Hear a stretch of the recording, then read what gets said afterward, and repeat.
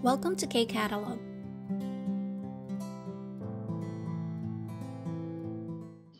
KIIP Level 3, Unit 1 ng workbook, page 12. Nasa grammar part na po tayo.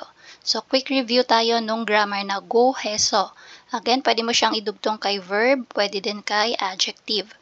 And yung gamit ng grammar na go heso, kapag meron kang isa or dalawa sa napakaraming reasons na gusto mong sabihin dun sa yung statement. Okay? So, ito, kung may batchim man yan or wala, it doesn't matter. Okay? And verb man yan or adjective, pareho lang, no? You just simply add guhe. So, after mong i-drop yung da sa dulo. So, tingnan natin yung example. So, dito, yung word is yung pigonhada. So, madali lang siya kasi binigyan na tayo kung anong word yung gagamitin or dudugtungan nung guheso na grammar. So, drop mo si da, and then pigonha, naging pigonha guheso. So, basahin natin yung statement. 이번 주말은 피곤하고 해서 집에서 쉴 거예요. So, sabi, this weekend, pagod din kasi ako, kaya ako ay magpapahinga sa bahay. Okay, so yun po yung statement niya, no? Yung isa sa napakarami niyang rason is, yung kasi ay pagod siya. Tapos, bukod doon, meron pang ibang reason, hindi niya na lang sinabi. Okay, so number 1, try natin number 1. So, dito, jutta, we have yung adjective na jutta. So, yung sa, again, doesn't matter kung verb or adjective, pareho lang ng rules. Drop mo yung da, and then, you simply add ko heso. So, sabi sa statement sa number 1, 오늘 시간도 많고 날씨도 좋고 해서 산책을 했어요. Sabi niya, ngayong araw daw, madami din siyang oras and maganda din daw yung panahon. Kaya naman, siya ay lumabas para maglakad. 산책을 했어요. Next, number 2, makida. So, pag sinabing makida, usually traffic yung ibig sabihin yan or congested yung road. So, magiging makhigo heso. Ayan. So, makiguheso, hyongyongsa din siya, no, or adjective. So, dito sabi, 출근 시간에 길도 막히고해서 지하철을 타고 다녀요. Sabi niya, sa oras daw ng kanyang pagpasok sa trabaho, yung dinadaanan daw niya ay traffic din kasi, kaya sumasakay na lang daw siya ng subway. So, yan yung isa sa marami niyang reasons. So, pwedeng meron siyang sasakyan, pwede naman siyang mag-drive, kaya lang, isa to sa mga rason, traffic kasi.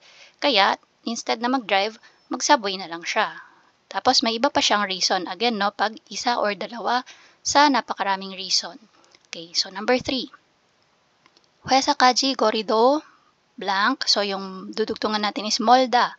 So, ibig sabihin ng 멀다 is far, malayo. So, magiging 멀고 해서. So again, sabi sa number 3, 회사까지 거리도 멀고 해서 회사 근처로 이사 가고 싶어요.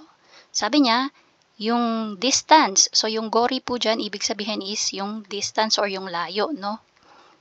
Yan. So yung distance daw po hanggang sa kanyang pinapasukan na trabaho or company ay malayo din kasi.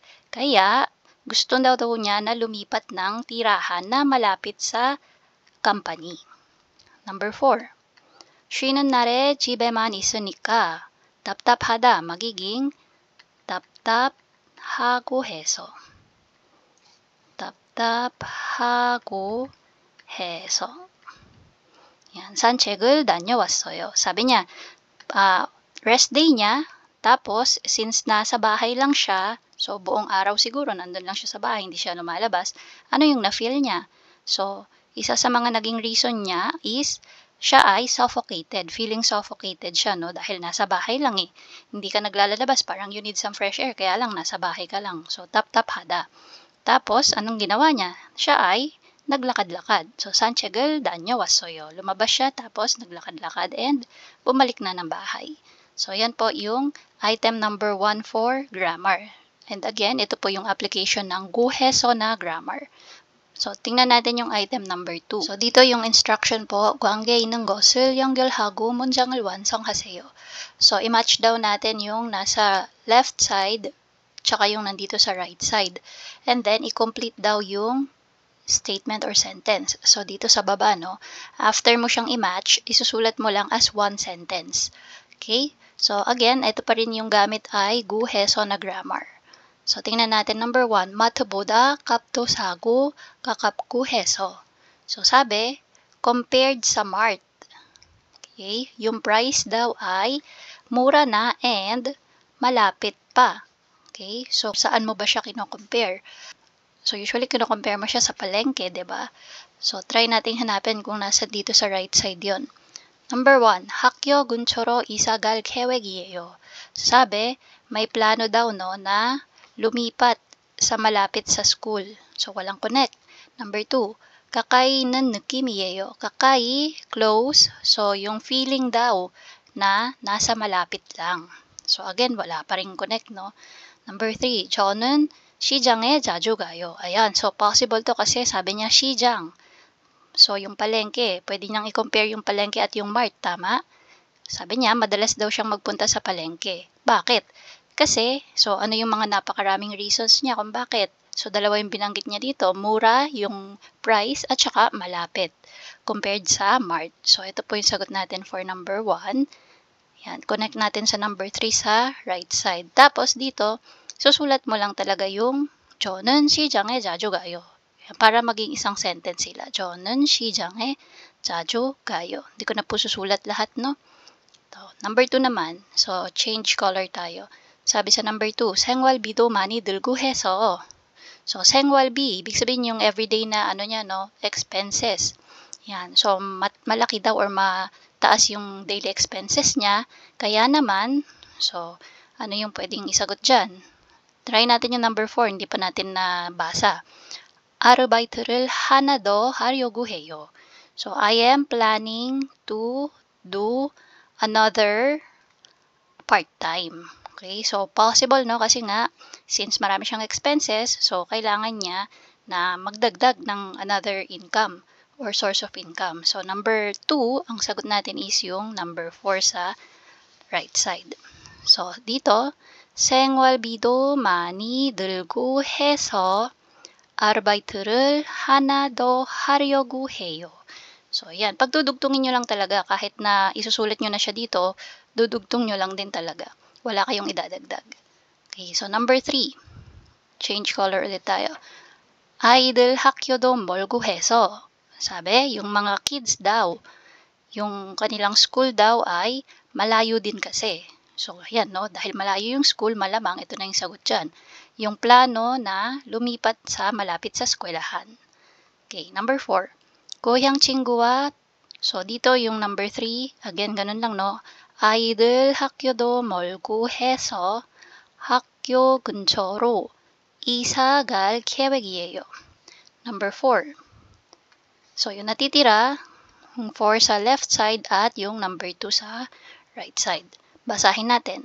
고향 친구와 통화도 자주 하고 해서 가까이 있는 느낌이에요. So, sabi niya, no, since madalas din daw silang mag-usap ng kanyang kaibigan or kababayan, yan, yung kaibigan niya dun sa kanyang hometown, yan, so since madalas silang magkausap, so parang malapit din daw yung kanilang distance sa isa't isa. So, yun po yung ibig sabihin ng statement na yan. Dito naman tayo sa number 3. So, again, guheso pa rin po yung grammar dito. So, tingnan natin example. Conversation siya, sabi ni Ga. 안녕하세요, 어디 다녀오시는 길이에요? So, nagtatanong siya, no? Nag-greet muna siya. And then, sabi niya, saan ang punta nyo? So, yun yung pinaka, translation niyan sa Tagalog term natin. 어디, so, saan? 다녀오시는, so, naka-honorific form, no? Saan daw ang punta? Gil is yung lugar or road. Okay, so sagot yung kausap. 네, 집에 음식도 없고 배도 고프고 해서 마트에 다녀오는 길이에요. So, yun daw yung balak niya, no? Magpunta siya sa mart kasi nga, dalawa yung sinabi niyang reason. Sa bahay daw, walang pagkain. Tapos, gutom na din siya. So, yung ginawa niya is, sa gopuda niya, dinugtong yung kuheso. Okay, so try natin yung number 1. So, sabi ni Ga, 방학 어떻게 보냈어요? So, how did you spend your vacation? 사got si Na. 고향에서 가족이 오고 해서 부산에 여행을 갔다 왔어요. Yan. So sabi niya, mula daw dun sa kanilang probinsya or hometown ay dumating yung kanyang family. Kaya naman, sila ay nagpunta sa Busan for a trip. Okay, so namasyal sila dun sa Busan. And again, guheso, hindi lang nag-iisang reason yan, no? Isa sa marami. Number 2, 오늘 점심은 회사 앞에 새로 생긴 식당에 가서 먹는 게 어때요? Sabi, ngayon daw, sa lunch daw nila, dun sa tapat ng kanilang company, may bago daw pong restaurant. So, dun daw punta sila doon at kumain. So, tinatanong niya, no? So, ano kaya kung kumain tayo ng lunch doon sa bagong tayong restaurant sa tapat ng company? Sagot yung kausap niya. 저는 아침을 늦게 tapos yung 먹다 magiging 먹고 해서 지금 밥 생각이 없어요. So sabi niya, siya daw ay late kumain ng breakfast kaya naman wala daw siyang balak pa na kumain this time. So number 3, sabi niya, 요즘도 자가용으로 출퇴근하세요? So 자가용, ibig sabihin gamit yung sasakyan, no? So nagde-drive ka ba papunta ng opisina at pauwi ng bahay these days? Okay, so sagot sina, 아니요. 기름값이 많이 들고 해서 대중교통을 이용해요. So sabi niya hindi daw kasi nga mahal yung 기름값, presyo ng langis or ng gasolina. Kaya naman, instead na gamitin niya yung sasakyan niya, sabi niya ginagamit na lang daw niya yung transportation, public transpo, no? So bus man yan or subway. So instead na mag-drive, nagko-commute na lang siya. Okay, number 4. Sabi niya, 요즘 운동 시작하셨어요? Nowadays, nag-start ka na ba na mag-workout or exercise? So, sumagot sina, sabi niya, 네. 건강도 안 좋은 것 같고, so dito, 건강도 안 좋은 것 같고, 살도, tapos yung 찌다 magiging 찌고 해서. 살도 찌고 해서 지난달부터 열심히 하고 있어요. Anong sabi niya dyan? Oo daw, no? Yes, nag-start na daw siya mag-workout kasi hindi maganda yung kanyang health, okay? And at the same time, so sa tingin daw niya, no, kotkak ko. I think yung health ko is medyo hindi okay. And saldo chida. So pag sinabing sal chida, ibig sabihin nag-gain ka ng weight, okay? Or tumataba, kumbaga. So, nag-gain din daw siya ng weight. Kaya naman, since last month ay 열심히 daw siya, no? So, sinisipagan daw niya yung pag-workout. So, yan po yung ating guheso na grammar. And that's it. If you find this video helpful, please hit the like, share, and subscribe button. So I still hope to see you in the upcoming videos, and again, thanks for watching.